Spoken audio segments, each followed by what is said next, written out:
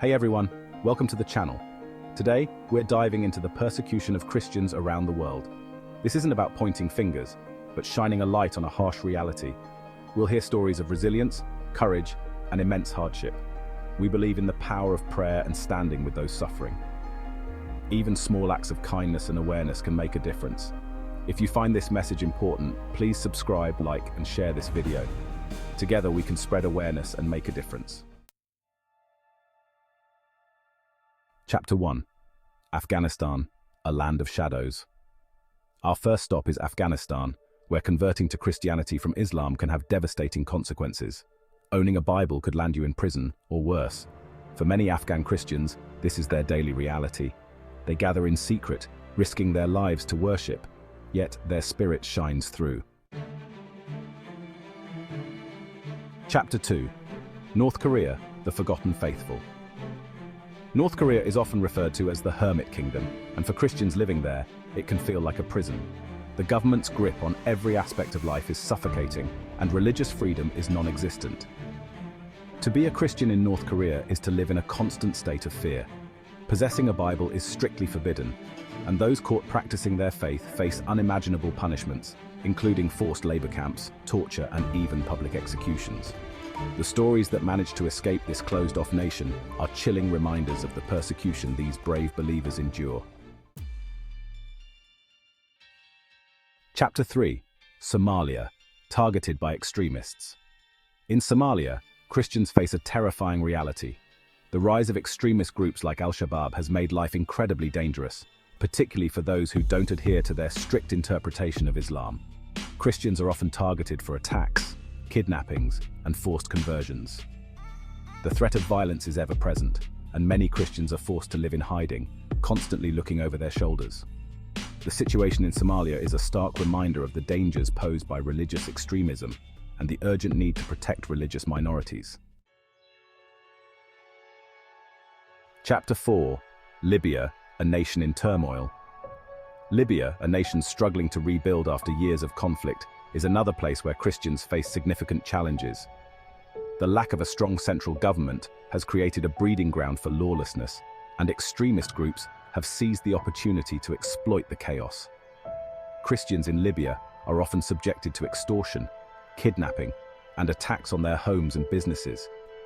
The threat of violence is a constant shadow over their lives, making it difficult to practice their faith openly and freely. Chapter 5. Yemen, caught in a war zone.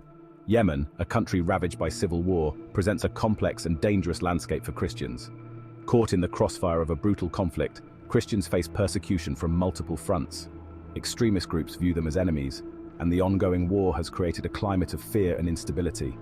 Basic human rights are often violated, and Christians are particularly vulnerable to attacks, abductions, and discrimination. Chapter 6. Eritrea, a cage of silence. Eritrea, often referred to as the North Korea of Africa, is notorious for its abysmal human rights record, and Christians are among those who suffer the most.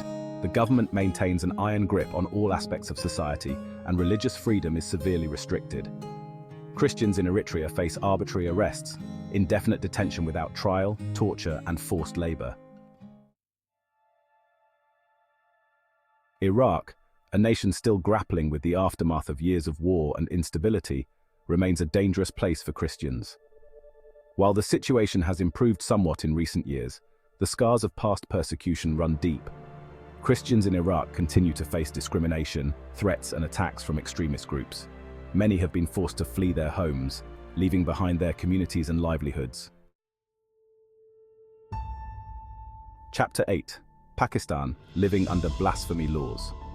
In Pakistan, Christians face a unique set of challenges, including the ever-present threat of the country's controversial blasphemy laws. These laws, often misused and abused, carry severe penalties, including life imprisonment or even death. Christians are particularly vulnerable to accusations of blasphemy, which can stem from even the slightest perceived insult to Islam. Chapter 9. Iran, a test of faith. Iran, a country with a long and complex history, is another place where Christians face significant persecution. The government's official stance is that Christianity is a Western religion that threatens the Islamic identity of the nation.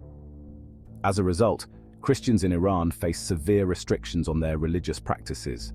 They are often denied permission to build churches, and those that do exist are closely monitored by the authorities. Chapter 10. Nigeria caught in the crossfire. Nigeria, Africa's most populous nation, is sadly no stranger to religious violence. Christians in Nigeria face threats from multiple fronts, including the Boko Haram insurgency in the northeast and the ongoing conflict between farmers and herders in the Middle Belt. Boko Haram, known for its brutal tactics and extremist ideology, has targeted Christians for attacks, kidnappings, and killings. In the Middle Belt, Christians are often caught in the crossfire of the conflict between farmers and herders, which often takes on religious overtones. Chapter 11. Sudan, a fragile peace. Sudan, a country emerging from decades of conflict and authoritarian rule, is at a crossroads.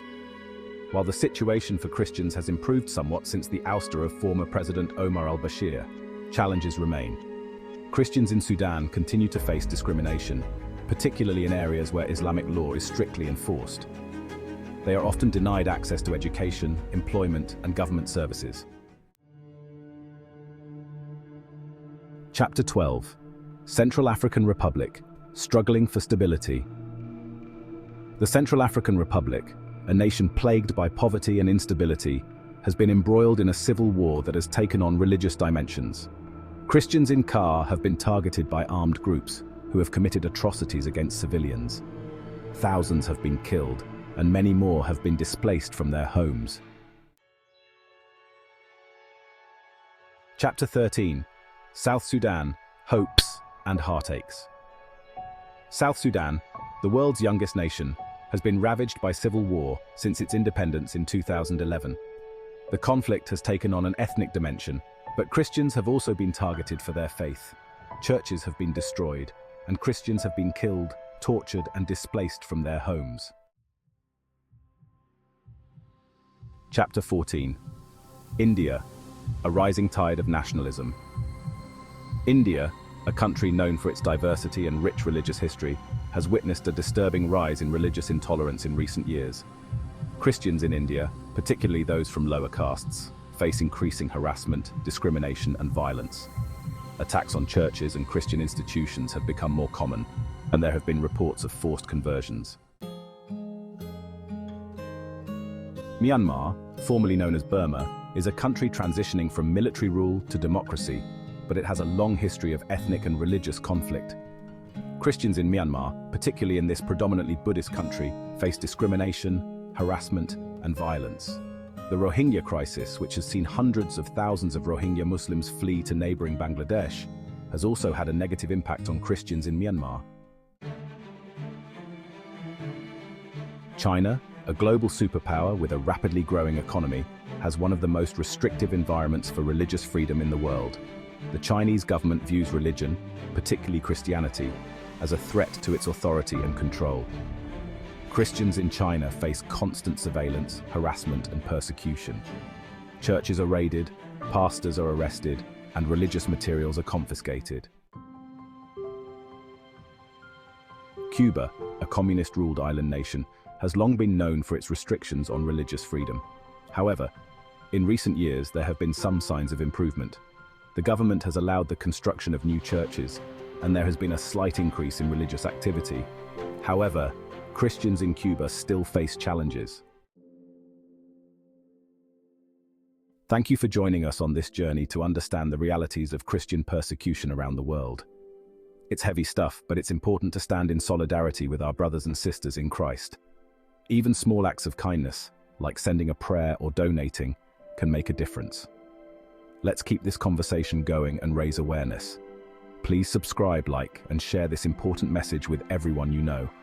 This message needs to get out to all of the world, and the persecution of Christians needs to stop. Stay strong in your faith, and we'll see you in the next video.